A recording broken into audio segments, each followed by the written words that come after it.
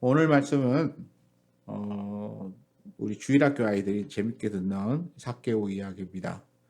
삭개오 이야기 속에 어, 많은 재밌는 부분들이 있죠. 일단 삭개오라고 하는 이름은 우리가 익숙히 들었고, 보면 삭개오는 키가 작은 사람이라고 해서 예수님을 볼 수 없으니까 뽕나무 위에 올라가는 그 모습도 우리가 상상해 보면 참 우스꽝스럽기도 하다, 뭐 이렇게까지 표현하기도 하면서 학교의 모습에 대해서 우리가 재미있게 주일학교 때부터 접하고 있는 내용들입니다.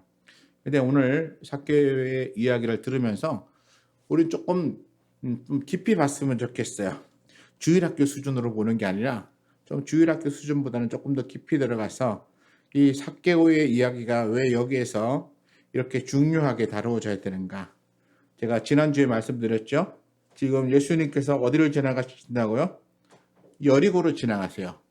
여리고는 갈릴리에서부터 내려와서 왕의 대로를 따라서 쭉 내려와서 예루살렘으로 이제 들어가게 이제 뭐 길라스에서부터 베다니를 지나가지고 그다음에 여리고에 거쳐서 그리고는 예루살렘으로 이렇게 올라가는 길목에 있어요. 그러니까 여리고는 예루살렘으로 올라가기 위한 굉장히 중요한 길목이에요. 그런데 그 길목에서 예수님은 적어도 두 가지 일을 하시고 지나가세요. 첫 번째가 뭡니까? 우리가 지난주에 봤던 거리에서 한 맹인이 길가에 앉아서 구걸하는 것을 보시고 그를 치유해 주시는 것을 우리가 봤습니다. 그리고 두 번째로 이 여리고에서 있었던 일인데요. 이제 지나가시면서 이제 삭개오를 만나는 일입니다. 오늘 우리가 보는 본문에 보면 제목에 제가 이렇게 붙였어요. 삭개오의 집에 머무르신 예수님. 그러니까 예수님께서는 이 여리고로 이렇게 지나서 통과해서 그 다음에 어디로 가시냐면 예루살렘으로 올라가시죠. 그런데 예수님께서 특별히 이 여리고에서 삭개오의 집에 머무르시는 특별한 일을 행하십니다. 보면 19절에 보면 19장 1절에 보면 이렇게 나와요. 예수께서 여리고로 들어가 지나가시더라. 그러니까 지금 어떤 면에서는 이 말씀대로라면 예수님은 여리고에 머물실 이런 의도가 없었던 것 같아요. 그래서 예루살렘으로 지나가기 위해서 여리고로 들어가서 그 잠깐 스쳐서 이렇게 지나가죠. 제가 지난주에도 말씀드렸듯이 여리고는 예루살렘으로부터 한 24km 정도 떨어져 있는 산 아래 동네예요. 그러니까 우리가 뭐 걸어서 보통 성인 남자가 한 3km에서 성인이 보통 3km에서 5km 정도를 1시간 안에 걷는데요.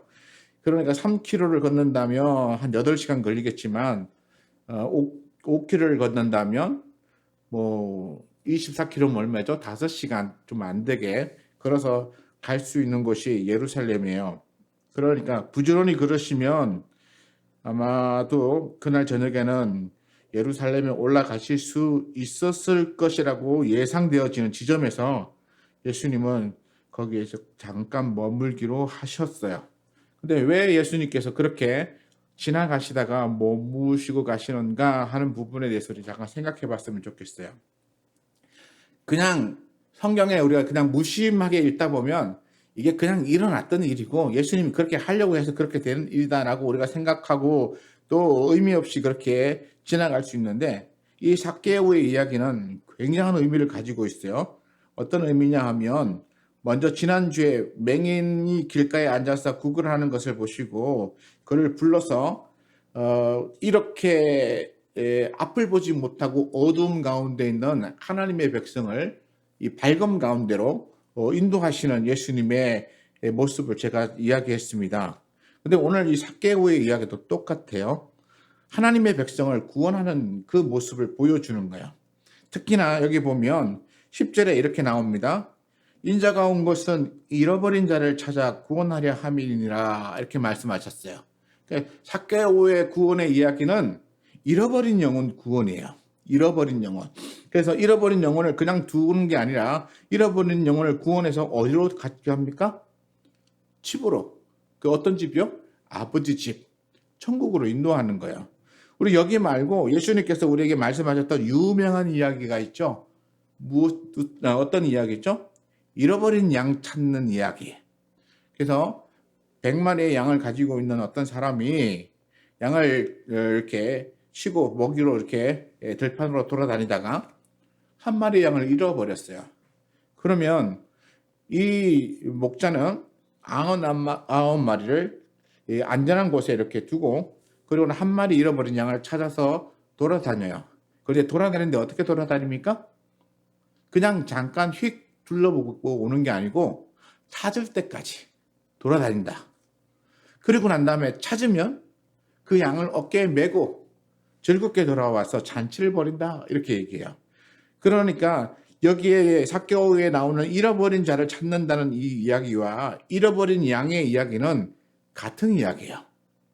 그래서 예수님께서 세상에 오신 이야기는 잃어버린 양을 찾아서 그 길을 떠나고 그 양을 찾기까지 포기하지 않고 다니다가 그 양을 찾아서 돌아오는 그 목자의 모습이나, 이렇게 잃어버린 자를 찾아서 오신 예수님의 모습이나 똑같다는 거예요.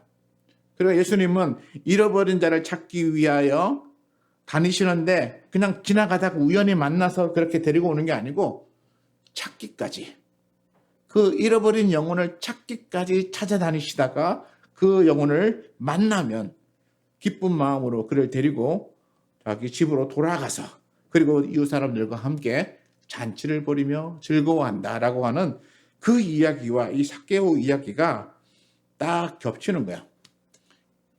전혀 엉뚱한 말이 아니야. 완전히 겹쳐지는 말이야. 그리고 이 겹쳐놓고 우리가 봤을 때에 하나님이 얼마나 하나님의 백성을 사랑하고 또 하나님의 백성들을 구원하기를 원하시는가라고 하는 이 간절함이 더 정확하게 보인다는 거죠. 그리고 또 오늘 이 삭개오 이야기 속에는 이 잃어버린 양 찾는 이야기 말고도 몇 가지 우리가 앞에서 봤던 이야기들이 여기서 겹쳐서 보이는 게 있어요. 그게 뭔지는 제가 본문을 하나씩 해석해 가면서 다시 한번 이야기하도록 하겠습니다. 2절에 보면 삭개오라고 하는 이름이 나옵니다. 네, 이름에 의미가 있더라고요. 우리의 이름도 그렇죠. 제 이름에도 이렇게 한자의 의미를 따져서 보면 이름의 뜻이 있어요. 그래서 부모님들이 그 자녀의 이름을 아주 좋은 이름으로, 좋은 뜻을 가진 이름으로 지어주고 그리고 그렇게 되기를 원하는데, 이 삭개오라고 하는 이름을 예수님께서 부르실 때에 이 삭개오라는 이름이 좀 유대인들에게는 꽤 흔한 이름이라고 그렇게 되어져 있습니다. 예수님의 이름도 꽤 많이 부르는 이름이라고 그렇게 알려져 있는데, 이 삭개오도 보면 정통적으로는 이 삭개오라는 이름이 이렇게 불려져요. 어떻게 불려지냐면 청결한 사람 또는 의로운 사람이라고 하는 뜻으로 불려진다고 합니다. 그러니까 삭개오는 우리가 알기로는 세리장이고 부자고 키가 조그맣고 땅땅한 사람이고 이렇게 해서 이해했던 이 삭개오의 이름의 원 뜻은 아주 의로운 사람 또는 청결한 사람이라고 하는 뜻으로 불려졌다는 것이죠. 자, 그러면 청결하다, 의롭다라고 하는 이 말의 의미를 우리가 잠깐 짚어보고 갔으면 좋겠어요. 청결하다라고 하는 게 무슨 뜻일까요? 우리가 구약 성경에 보면 정결의식이라는 게 있어요. 제사장도 제사장이 되기 위해서 정결의식을 취합니다. 정결의식을 취할 때 목욕하고 그리고 나와서 이제 제사장의 세마포 옷으로 갈아입습니다. 그리고 나면 모세가 그 아론과 아론의 아들을 세워놓고 이제 양의 피를 손에 묻히고 이렇게 뿌리죠. 뿌리고 난 다음에 이제 제사장은 이제 정결하게 되었다 이렇게 말하는데, 그 피 뿌림으로 그 모든 죄와 허물이 씻어진 것을 정결하다 이렇게 말합니다. 또 의롭다라고 하는 뜻은 무엇입니까? 옳다는 의미고 그릇됨이 없다는 것이죠. 다시 말해서 죄가 없다는 거예요. 그러니까 이 삭개오라는 이름은 정결의식을 통해서 깨끗하게 된 사람 또는 죄가 없는 사람이라고 하는 의미를 내포하고 있는 거예요.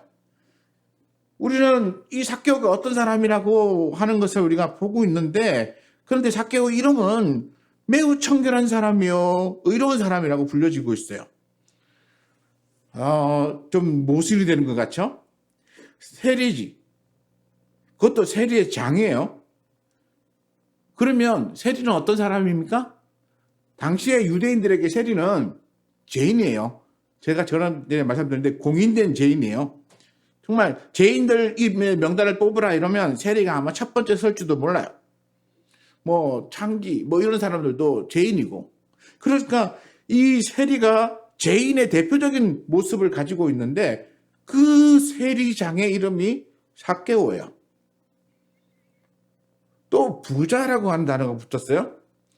이 부자라고 하는 단어가 참 재미있게도 우리 18장에 가면 이렇게 나와요. 18장에 18절에 가면 그 부자 관리가 나오는데 이 부자 관리가 나와서 영생을 구하다가 예수님께서 재산을 다 팔아 가난한 자에게 주고 나를 따르라 이랬더니 이 부자가 근심하다가 그냥 돌아갑니다.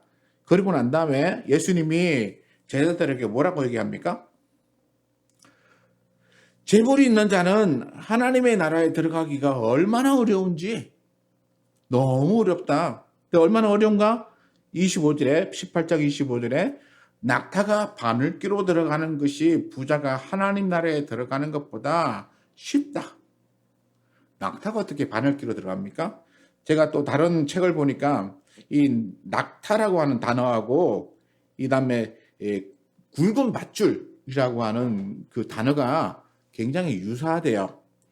그래서 이게 번역상에 이 낙타로 번역할 게 아니라 굵은 밧줄이라고 번역하는 게 옳다라고 주장하는 분들이 있어요. 뭐 굵은 밧줄이든 낙타든 상관없어요. 바늘귀가 어떻습니까? 굉장히 가는 그리고 조그만한 그 구멍이죠.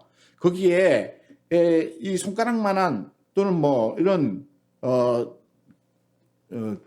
실을 넣기도 굉장히 힘든데 밧줄을 넣는다는 것도 불가능하죠.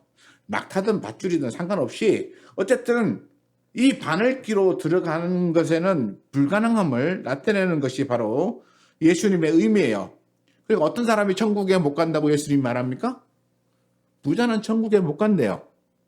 자, 그래서 우리가 여기 보면 이 삭개오의 이야기의 중요한 이야기가 이거예요. 삭개오는 적어도 두 가지 조건을 갖고 있어요. 어떤 조건입니까? 천국에 들어가지 못할 두 가지를 가지고 있어요. 그게 첫 번째가 세리라고 하는 죄인이기 때문에, 두 번째는 부자이기 때문에 예수님은 부자는 천국에 못 들어간다고 말했어요.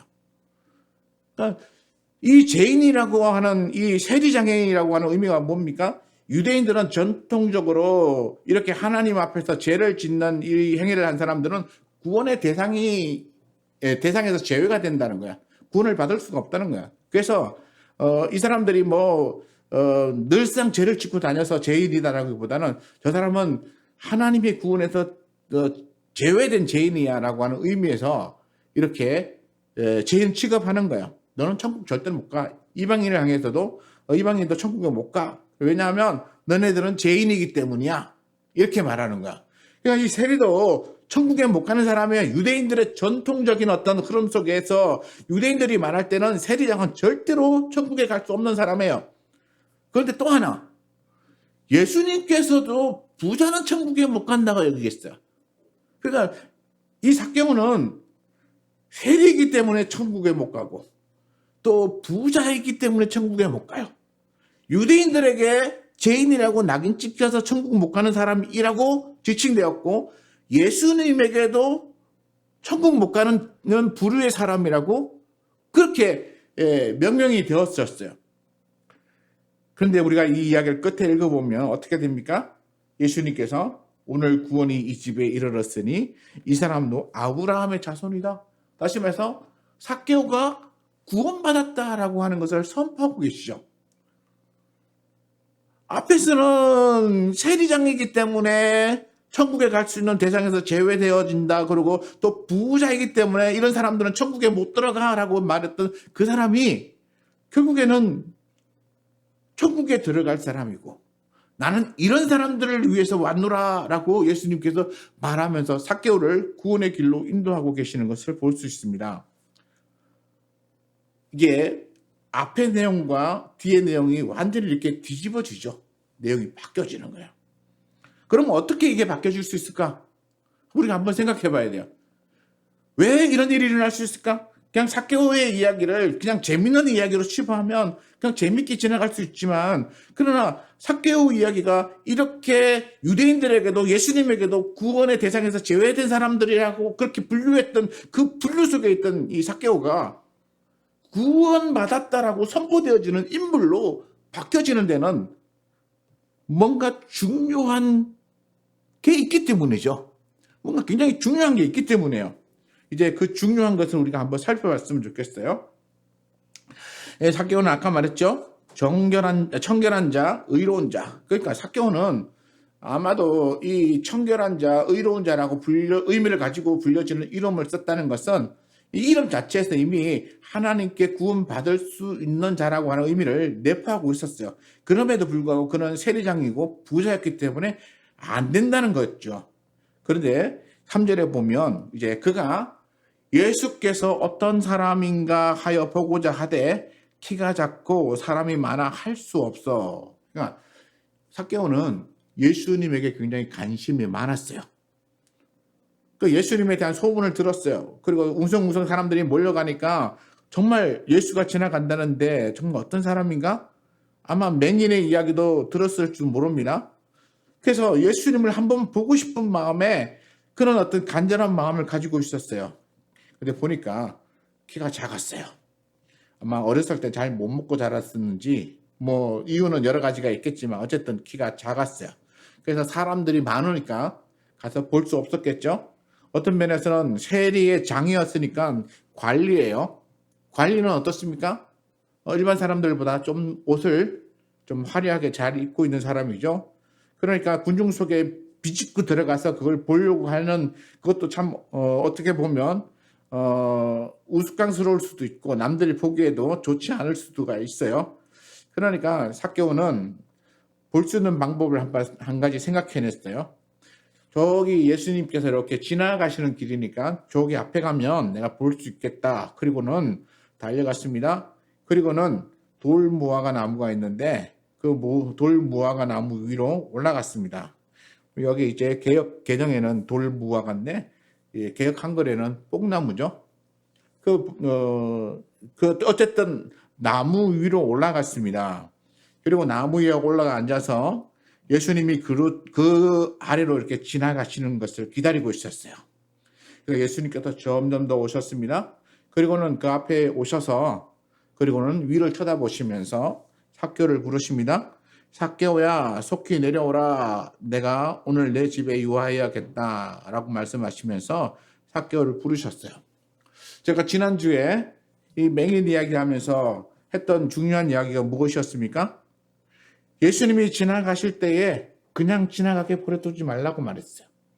예수님이 내 곁을 지나가실 때에 그냥 아무 의미 없이 지나가시도록 그냥 그렇게 하지 말라고 말했죠. 예수님께서 여리고를 지나가시는데 삭개오도 마찬가지였어요. 그냥 지나가게 하지 않았어요. 삭개오도 예수님을 어떻게든 보고 싶고 만나고 싶은 마음에 정말 뽕나무, 여기는 돌무화과 나무인데 돌무화과 나무 위로 올라가면서까지 예수님을 보고 싶었고 예수님에게 대해서 알려고 하는 그런 간절한 마음을 가지고 있었어요. 그리고 어쩌면 이 나무 위에는 삭개오 말고도 다른 사람들이 올라갔을 수도 있어요. 삭개오 한 사람만 올라갔다라고 생각을 하면은 뭐 그럴 수도 있겠지만, 그러나 삭개오 말고도 아이들이 올라갔을 수도 있고 또 다른 사람이 올라갔을 수도 있습니다. 그럼에도 불구하고 예수님은 그 나무 아래에 오셔서 삭개오의 이름을 부르십니다. 여기서 우리가 의아한 것은 뭐냐면 예수님께서 삭개오 이름을 알고 계셨다는 거야. 삭개오의 이름을 알고 계셨다.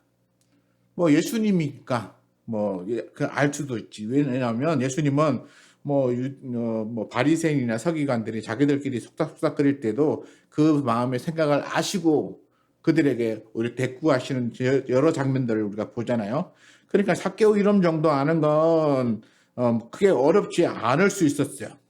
근데 문제는 뭐냐 하면 왜 삭개오의 이름을 알아야 됐을까?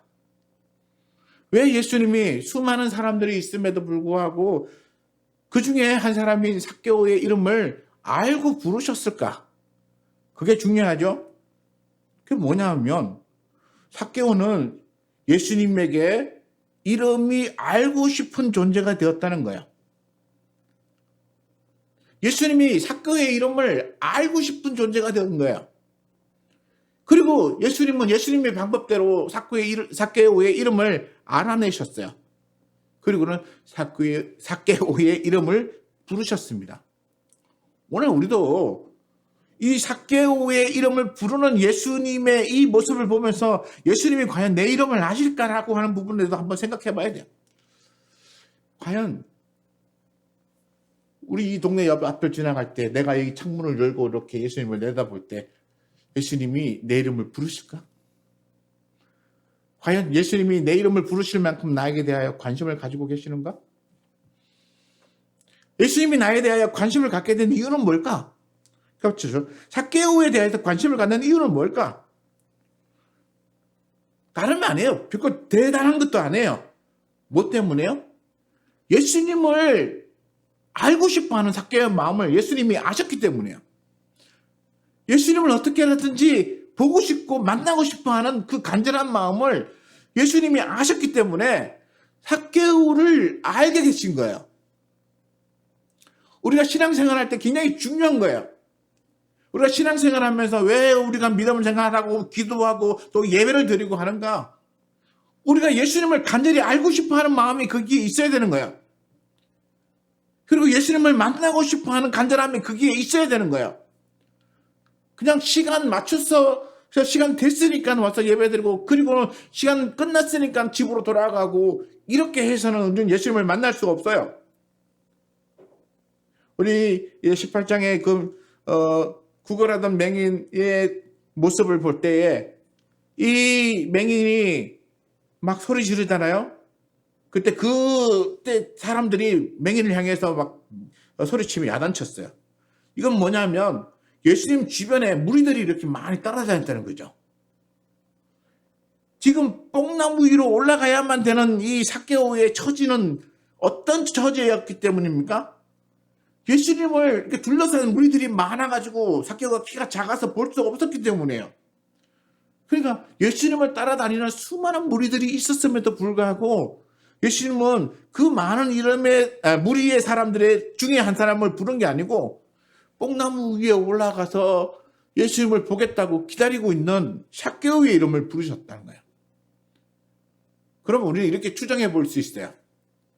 그 따라다니는 그 많은 무리보다 삭개오는 더 간절히 예수님을 찾았다는 것이고 또 그렇게 간절하게 또 순전하게 예수님을 만나기를 원했다는 것이라고 생각해 볼 수 있어요.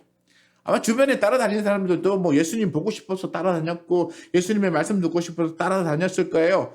그럼에도 불구하고 예수님께서는 삭개오를 탁 지목하시고 그리고 내가 오늘 너의 집에 유하여야겠다라고 말씀하시는 이유는 그만큼 삭개오의 그 마음에 예수님을 만나고자 하는 그 마음을 우리 주님이 아셨기 때문이라고 말할 수 있어요. 그리고는 삭개오가 그 말을 듣고는 급히 내려옵니다. 그것도 아주 즐겁고 기쁜 마음으로 내려와요. 자, 우리 여기서 이 삭개오가 예수님이 부르니까 또 자기 집에 유하겠다고 하니까 막 후다닥 내려오는 거야. 그것도 내려오면서 얼마나 마음에 기쁘고 즐겁게 내려왔는지 성경에 급히 내려와 즐거워하며 영접하거늘 이렇게 표현하고 있어요. 굉장히 기뻤다는 것이죠. 우리는 여기서 이 삭개오의 집에 유하려고 하는 이 예수님을 비난하는 사람들의 모습을 볼 수 있습니다. 7절에 보니까 뭇사람들이 보고 수군거려 이르되 저가 죄인의 집에 유하러 들어갔도다 이렇게 말해요. 제가 시작할 때도 말씀드렸듯이 세리는 어떤 사람이라고요?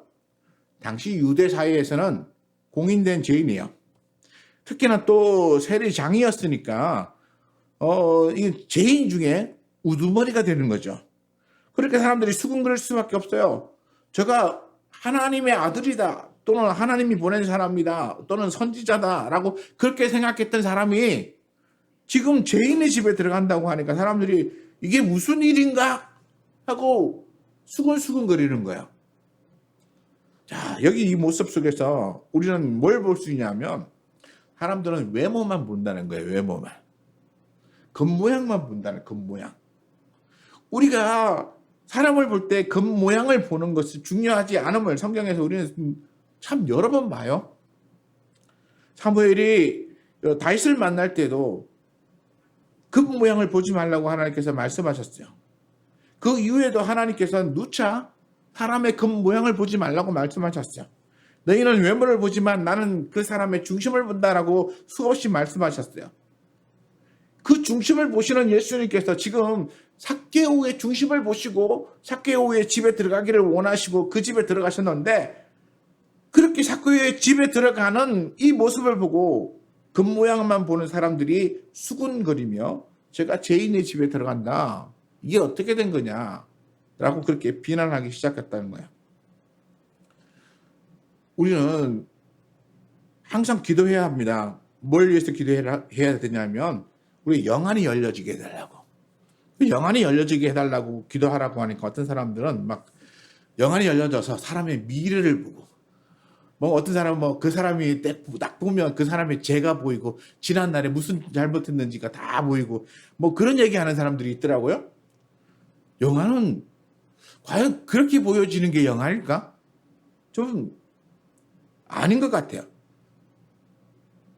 내가 그 사람의 죄를 볼 수 있다고 해서 본다고 해서 그게 내게 무슨 유익이 있을까? 그리고 내가 이렇게 보는 사람마다 그 사람이 지은 죄를 내가 다 이렇게 한두 가지씩 이렇게 찾아낼 수 있다면 문제가 어디서 생긴 줄 아세요? 그 죄 지은 사람에게 생긴 게 아니고 나한테 생기는 거예요. 내가 그걸 감당하지 못할 거예요. 왜냐하면 남의 허물을 보는 순간 그게 내 내리 속에 들어오잖아요. 그러면 그 내리 속에 들어오면 그 사람을 볼 때마다 계속 그런 죄가 보이면 그 사람을 만나서 어떻게 편안하게 해결해요? 그렇죠? 우리가 다른 사람의 죄와 허물을 보지 못한다는 게 얼마나 행복한 일인지 한번 생각해 보세요. 남이 나를 욕하고 돌아다니는데 내가 그 소리를 못 들은 것이 억울한 게 아니고 못 들은 게 오히려 행복할지도 몰라요. 왜냐하면 나 욕하고 돌아다니는 걸 내가 다 듣고 있다면 마음이 괴롭고 그 사람을 볼 수도 없고, 그런데 욕하고 돌아다니는데도 내가 못 들어서 몰라서 좀 속아서 그렇게 그 사람하고 편하게 지낸다고 해서 그게 오히려 나에게 손해다, 그렇게 말할 수는 없을 것 같아요. 차라리 그냥 모르니까 속고 지나가는 게 오히려 더 편할 수도 있고 그 나을 수도 있어요.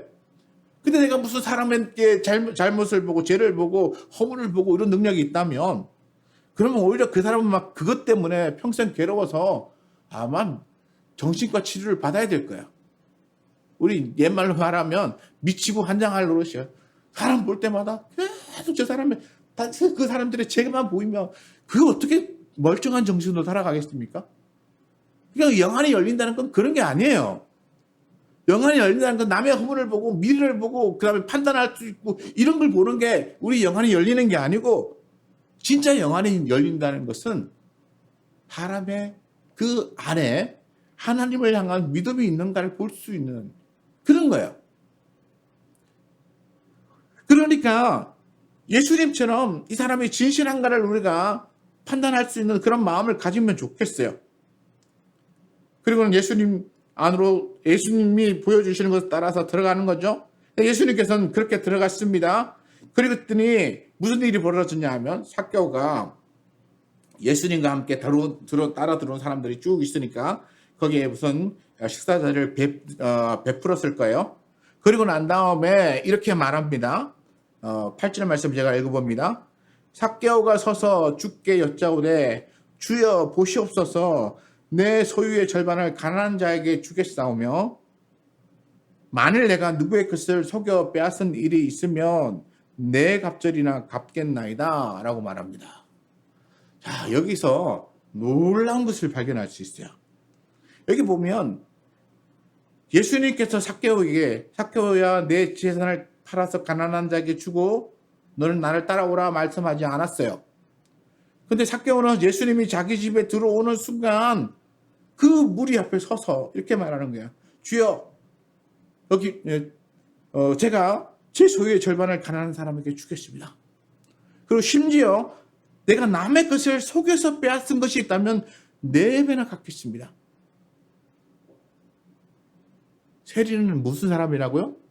죄인이라고요. 근데 세리가 행하는 그 대표적인 일이 뭡니까? 세금을 거두다가 로마에 바치는 일인데, 이 세리장들은 이 세리들 여러 명을 거느리는 뭐 세무서장 같은 역할을 하는 사람이죠. 그러니까 이 세금이 일정량이 정해져 있는 게 아니고, 이 세리장이 정해서 하면 세리들이 거두어 가지고 모아서 오는 거예요. 그러다 보면은 세금을 더 많이 징수할 수 있어요. 그러니까 남의 것을 속여서 빼앗는 일을 할 수 있어요.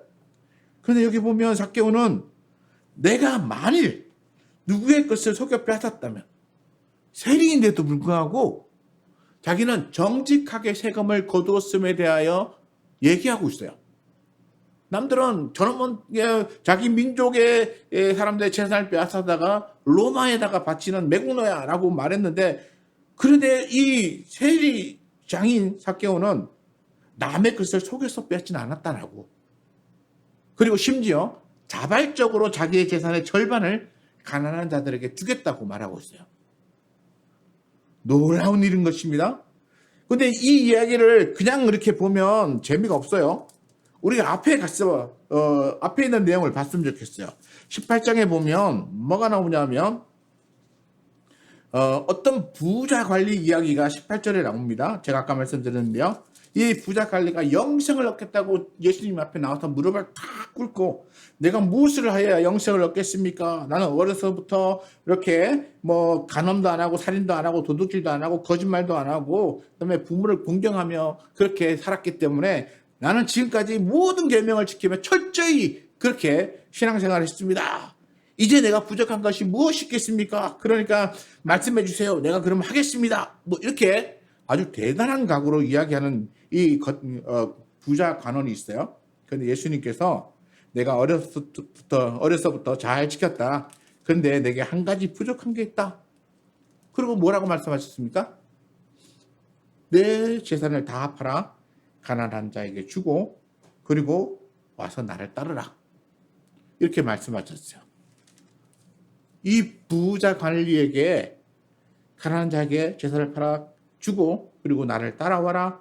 그러면 내가 영생을 얻게 될 것이다 라고 말했는데, 이 부자 관원은 어떻게 했습니까? 18장 23절에 보니까 그 사람이 큰 부자이므로 이 말씀을 듣고 심히 근심하더라. 심히 근심했다는 얘기는 무엇입니까? 내가 이걸 재산을 다 팔아서 주면 나 어떻게 되지? 라고 하는 염려에 빠졌다는 거예요. 우리가 다시 다른 말로 생각해 보면 이렇습니다. 이 부자는 돈이 많아서 이걸 다 남에게 주고 나면 나는 거지가 되면 앞으로 어떻게 살아가지? 라고 하는 두려움에 빠진 거예요.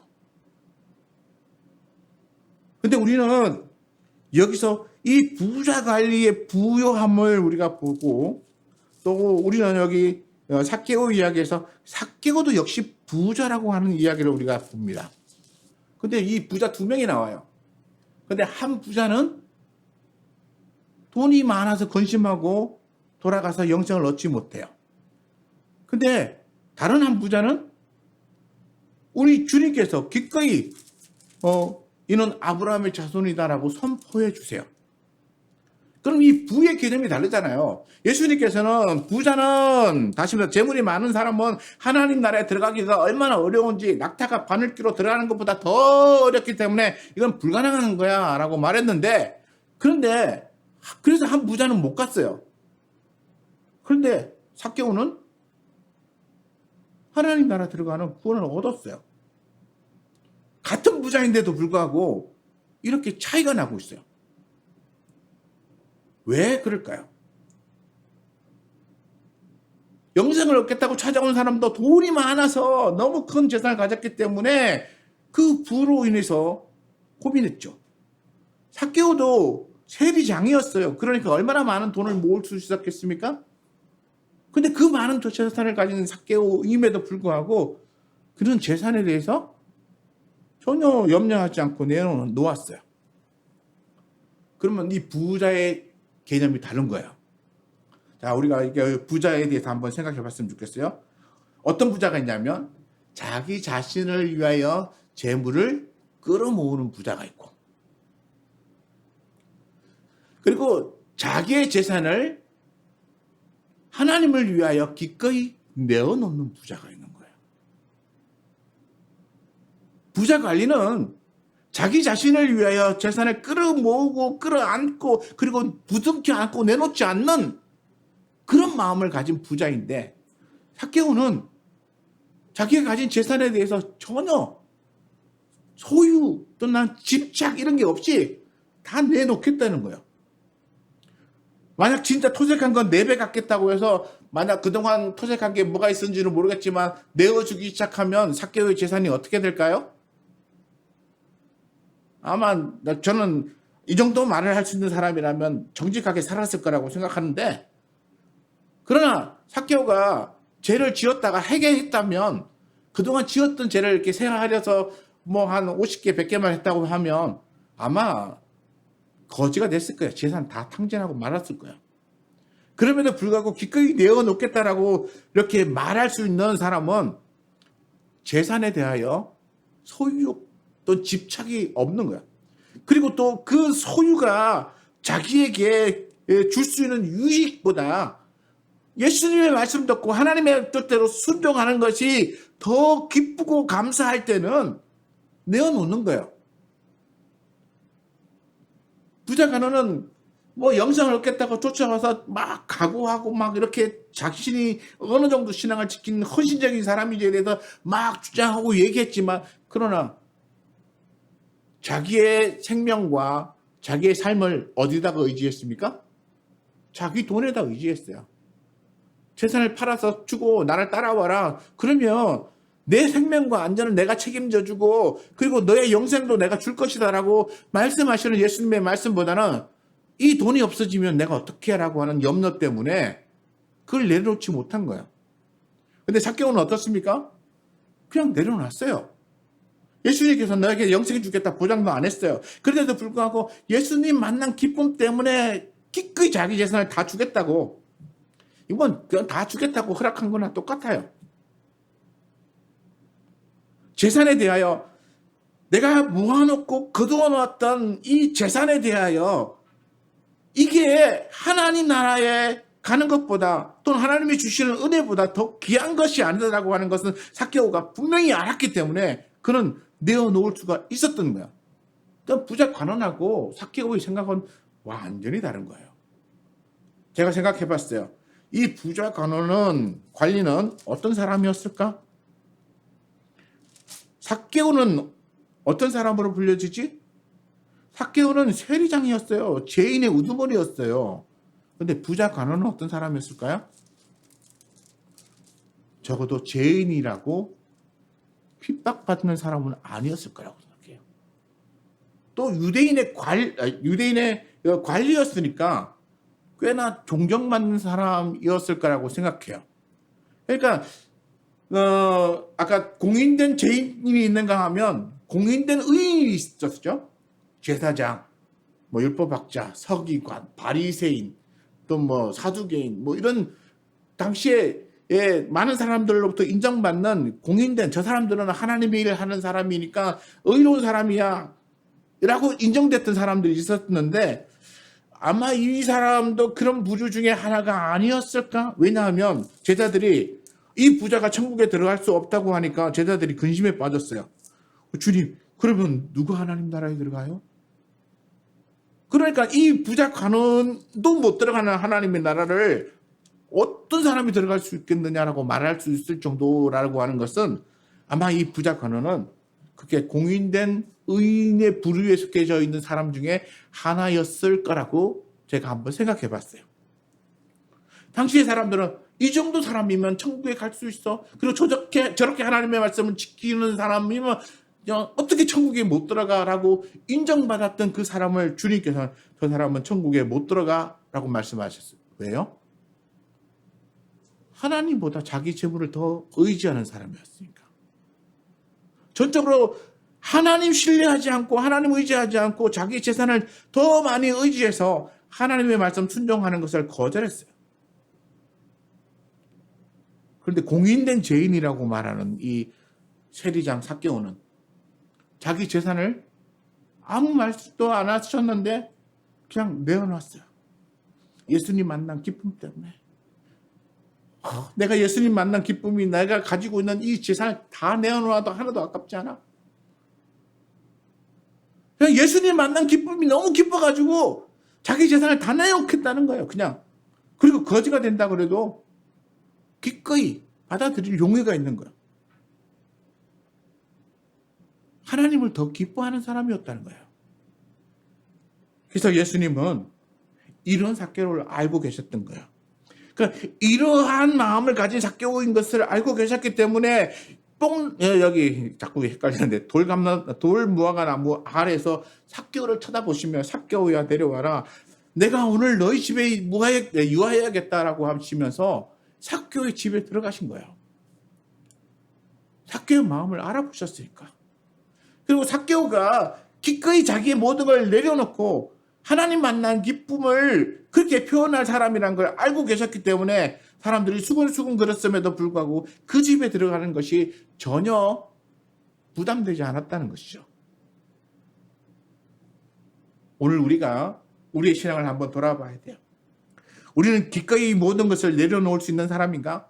정말 우리 주님 앞에서 내가 이 정도로 내가 가진 거, 내가 이게 무슨 소용이 있습니까? 내가 주님을 모른다면 이게 내게 무슨 소용이 있을까요? 내가 하나님의 말씀에 순종하는데 장애가 되는 이것이 정말 내가 그냥 다 잊어버리고 난 다음에 하나님에게 순종하는 것보다가 더 중요하다면 나는 지금까지 신앙을 잘못 살아온 것이고 내 믿음은 잘못된 것입니다. 하나님보다 더 귀한 것이 있어서는 안 된다고 말해요. 우리 주님은 뭐라고 했습니까? 내 부모나 형제나 자매나 처나 자식이나 하나님보다 더 귀한 것 주면 안 된다고 말씀하셨어요. 그 부자 관원은 하나님보다 더 귀한 자기 재산을 붙잡았어요. 삭개오는 자기 재산을 보다 하나님이 더 귀하기 때문에 기꺼이 내어주고 하나님의 말씀을 순종하겠다는 거예요. 하나님의 뜻에 자기를 맞추는 거예요. 그러면 우리가 한번 생각하면 진짜 회개한 사람은 누구일까요? 진짜 하나님의 말씀에 순종한 사람은 누구일까요? 부자 간원인가요? 어릴 때부터 다 지켰다고 이렇게 강력하게 주장하는 부자 간원인가요? 아니면 예수님 만난 기쁨 때문에 모든 걸 다 내어놓겠다고 하는 삭개오일까요? 우리는 진짜 어떤 사람이 진정한 회개한 사람인가, 그리고 하나님의 말씀에 순종하는 사람인가 하는 것을 우리가 살펴봐야 하는 것입니다. 왜 예수님은 이 삭개오를 아브라함의 자손이라고 불렀을까요? 그렇죠? 아브라함의 자손이라고 불렀어요. 아니 생각해 보세요. 삭개오도 유대인이 있기 때문에 아브라함의 후손인 건 분명하죠. 예수님을 따라다니는 유대인들 다 아브라함의 후손이에요. 지금 여리고에 있어요. 조금 있으면 예루살렘으로 올라갈 거예요. 유대인의 지역에 살면서 아브라함의 자손이라고 부르는 대부분의 사람들이 다 아브라함의 자손일 거야. 그럼에도 불구하고 왜 삭개오를 아브라함의 자손이라고 불렀는지 그 의미를 우리가 생각해 봐야 한다는 거죠. 왜 그럴까요? 아마 이거는 혈통적으로 아브라함의 자손이라고 말하는 게 아니고 그 믿음을 말하는 거예요. 아브라함이 어떤 믿음을 가졌습니까? 아브라함은 하나님께서 그냥 알지 못하는 땅을 향해서 가라라고 말씀했을 때 아브라함은 그 말에 순종하고 자기 아버지와 함께 거하던 그 땅을 떠나서 가나안 땅으로 들어왔어요. 갈 바를 알지 못한 채 따라왔어요. 그게 어떤 곳인지, 어떤 위험이 있는 곳인지, 정말 적각꿀이 흐르는 땅이라고 말씀하셨을 때 정말 그런 땅이겠지 이러고 그냥 하나님의 말씀을 믿고 그냥 따라왔어요. 삭개오 믿음이 그래요. 자기 재산 절반을 팔아서 주었어요. 토색한 거 4배나 갚겠다고 했어요. 어쩌면 자기 재산 다 탕진하고 아무것도 남아있는 것이 없을 수도 있어요. 그럼에도 불구하고 기꺼이 그거 하겠다는 거예요. 왜요? 하나님을 믿었기 때문에. 예수님을 믿었기 때문에. 내 이 세상 다 없어져도 난 괜찮아. 예수님 만난 것, 그것보다 더 귀한 게 없어. 그래서 아브라함의 믿음과 이 삭개오의 믿음이 모든 것을 다 잃어도, 또 자기의 미래가 불분명해져도 하나님 믿는 그 믿음으로 순종하겠다고 하는 그것에는 똑같은 거예요. 그러니까 아브라함의 자손이라고 예수님께서 당당하게 말해요. 혈통적인 아브라함의 자손이 아니라 믿음으로 아브라함을 따르는 자이다라고 말하는 거야. 그리고 잃어버린 자, 아까도 잠깐 설명했는데, 잃어버렸다고 하는 그 성경적인 의미가 뭡니까? 죄를 지어서 하나님께로부터 떠난 자라고 하는 의미를 가지고 있어요. 죄 때문에 하나님께로부터 떠났어요. 그래서 구원에서 제외됐어요.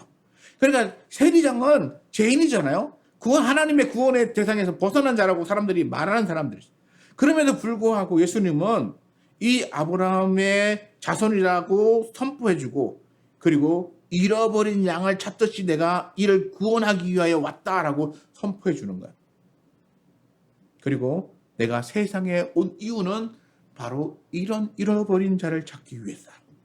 그럼 모든 사람이 다 잃어버린 자가 될 수도 있죠. 근데 성경에서 우리가 가끔씩 우리 예수님의 말씀은 이 쪽집게처럼 이렇게 탁 집어서 얘기하시는 부분들을 볼 수 있어요. 모든 사람이 다 잃어버린 사람이 아니고 하나님의 말씀에 회개하여 즉시 자기의 잘못을 고치고 자기의 삶을 하나님의 말씀에 순종하는 삶으로 바꾸는 사람들, 이런 사람들을 향해서 우리 예수님은 잃어버린 자라고 말해요. 그러니까 모든 죄 짓는 사람, 예수 안 믿는 모든 사람 다 우리가 생각해보면 다 하나님에게서 떠났으니까 다 잃어버린 자일 수 있는데, 그러면 이 세상의 모든 사람 다 구원해야 되잖아요. 근데 우리 예수님은 그렇게 안 하시죠? 유대인들 중에 다 구원해야 되는데 그렇게 안 하시죠? 오늘 우리도 복음을 전하지만 그러나 이 세상의 모든 사람들이 다 구원받는 그런 사역을 우리는 못해요. 어떤 사람만 해요? 하나님의 말씀을 받아들이고 그 삶을 하나님의 말씀에 순종하는 삶으로 바꾸는 사람들을 구원하는 거야. 그러니까 이런 마음 가지고 있는 사람들이 잃어버린 자예요. 하나님이 부르면 그 소리를 듣고 주인의 목소리다라고 그리고 반색하고 돌아오는 사람들. 우리 예수님께서 양의 이름을 부르면 양이 어떻게 해요? 그 주인의 목소리를 아는 거로 따라온다고 말씀하셨어요. 내 양은 내 목소리를 들어서 알기 때문에 나를 따라온다고.